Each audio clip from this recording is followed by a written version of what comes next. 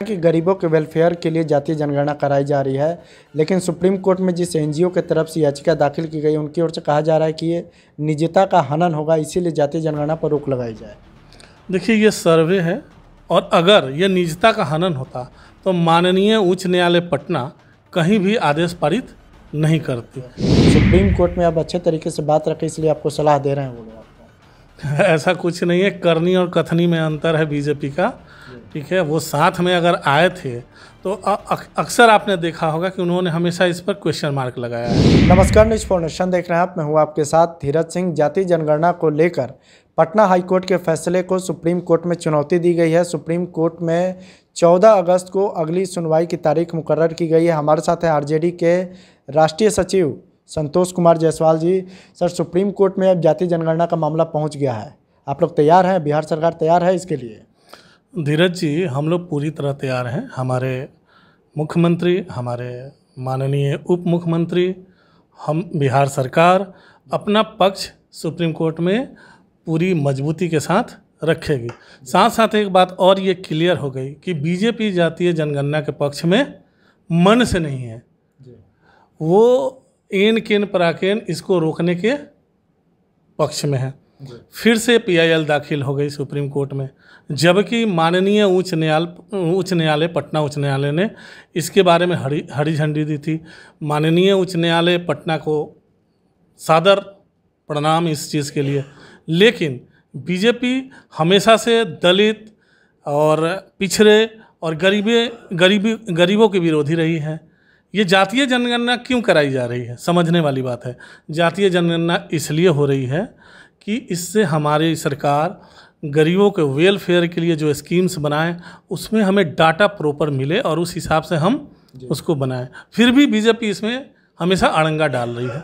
फिर कोई बात नहीं, हम अपना पक्ष सुप्रीम कोर्ट में बहुत अच्छी तरह से रखेंगे और इसका प्रतिकार करेंगे। आप कह रहे हैं कि गरीबों के वेलफेयर के लिए जातीय जनगणना कराई जा रही है, लेकिन सुप्रीम कोर्ट में जिस एनजीओ की तरफ से याचिका दाखिल की गई उनकी ओर से कहा जा रहा है कि ये निजता का हनन होगा, इसीलिए जातीय जनगणना पर रोक लगाई जाए। देखिए, ये सर्वे है और अगर ये निजता का हनन होता तो माननीय उच्च न्यायालय पटना कहीं भी आदेश पारित नहीं करती। ये सब केवल प्रोपेगेंडा है बीजेपी का कि किसी तरह रुक जाए। तो बीजेपी चाहती ही नहीं है कि बिहार के लोगों का सही रूप में कल्याणकारी योजना बनाई जाए और बिहार का विकास हो। उनको केवल हर बात में राजनीति करनी आती है, इसलिए हमें इससे कोई टेंशन नहीं है। हम लोग अपना पक्ष मजबूती तौर पे सुप्रीम कोर्ट में रखेंगे और हमें वहाँ से भी हरी झंडी ही मिलेगी। आप बीजेपी का बार बार नाम ले रहे हैं। बीजेपी की ओर से तो कहा जा रहा है कि शुरू से ही जातीय जनगणना कराने के पक्ष में बीजेपी थी और जब बिहार में जातीय जनगणना कराने का निर्णय लिया तो बीजेपी उस समय सरकार में शामिल थी। केवल नीतीश कुमार और तेजस्वी यादव की जो सरकार है वो हाईकोर्ट में इसीलिए पिछली बार पिछड़ गए थे क्योंकि वहाँ पर अच्छे तरीके से बात नहीं रख पाए थे। सुप्रीम कोर्ट में अब अच्छे तरीके से बात रखें, इसलिए आपको सलाह दे रहे हैं वो लोग आपको। ऐसा कुछ नहीं है, करनी और कथनी में अंतर है बीजेपी का। ठीक है, वो साथ में अगर आए थे तो अक्सर आपने देखा होगा कि उन्होंने हमेशा इस पर क्वेश्चन मार्क लगाया है। और जिन लोगों ने आज पीआईएल दाखिल की है उसके पीछे कौन लोग हैं ये भी जग जाहिर है। इसलिए हमें बहुत कुछ कहने की ज़रूरत नहीं है, सारा बिहार जानता है कि किसकी मंशा क्या है। हमारी सरकार शुरू से, हमारी बिहार सरकार, हमारे मुख्यमंत्री, हमारे डिप्टी सीएम हमेशा से इसके पक्षधर रहे हैं। हम लोगों ने पूरी तरह हर जगह अपने मैटर को रखा है ढंग से। उसी का आज नतीजा है कि हाई कोर्ट ने हमें हरी झंडी दी है। इसलिए हम लोग को कहीं से कोई शक शुबा नहीं है। शक शुबा है अपोजिशन को, उनको इसके पक्ष में वो 100% नहीं है, वो केवल कथनी और करनी में उनका अंतर है। इसलिए वो लोग एन केन पराकेन इसको रोकना चाह रहे हैं। एक आखिरी सवाल है कि बिहार में तो अब जातीय जनगणना, जातीय आधारित सर्वे हो रही है, क्या आप लोग चाहेंगे कि देश भर में इस तरह का सर्वे कराया जाए जिससे जो जातीय जनगणना का फ़ायदा है वो लोगों तक पहुँच सके?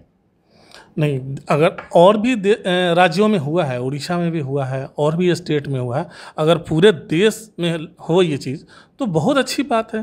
पूरे देश को इसका लाभ मिलेगा। उस देश की सारी डेमोग्राफी सिचुएशन को देखते हुए उस तरीके से केंद्र सरकार को भी और अदर राज्यों को भी अपने राज्य के कल्याणकारी योजनाओं में कल्याणकारी योजनाओं बनाने के लिए उनको सहायता मिलेगी, इसमें उनको बहुत ही फायदा होगा। तो पूरे देश में भी होनी चाहिए। चलिए, बहुत बहुत धन्यवाद। ये आरजेडी के राष्ट्रीय सचिव संतोष कुमार जायसवाल। दिल्ली से न्यूज़ 4 नेशन के लिए मैं धीरज सिंह।